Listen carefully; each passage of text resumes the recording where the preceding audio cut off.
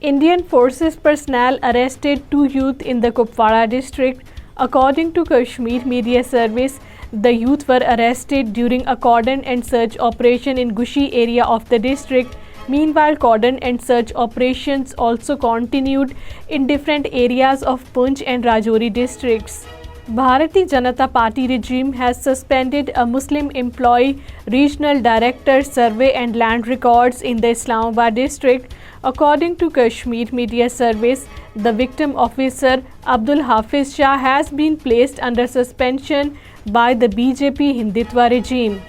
People's Democratic Party President Mehbooba Mufti, while resenting the arbitrary arrest of hundreds of the people, has said that the repressive measures by the various Indian government agencies had made life, property and privacy of the people insecure in occupied Kashmir. According to Kashmir Media Service, Mehbooba Mufti, in a statement issued in Srinagar, while referring to an elderly woman having been arrested on the so-called money laundering charge, said that even women are not spared in the occupied territory.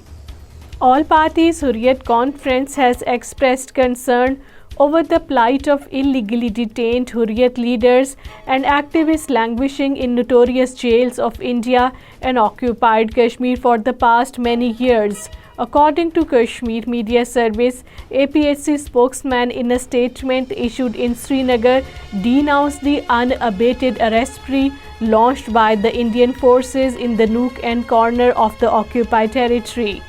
India's Hindutva regime led by the Bharatiya Janata Party has prepared a list of over 4,000 more private properties for confiscation in the near future in occupied Kashmir.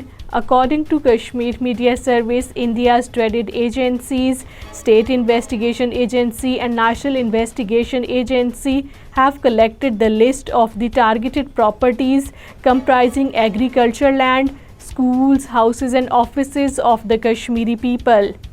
National Conference Vice President Umar Abdullah has asked if the Bharatiya Janata Party's claims of normalcy and development are true, then why New Delhi is reluctant in holding elections in occupied Kashmir. According to Kashmir Media Service, Umar Abdullah, in a statement in Srinagar, said the situation on the ground is in stark contrast to the claims made after the abrogation of Article 370 in August 2019.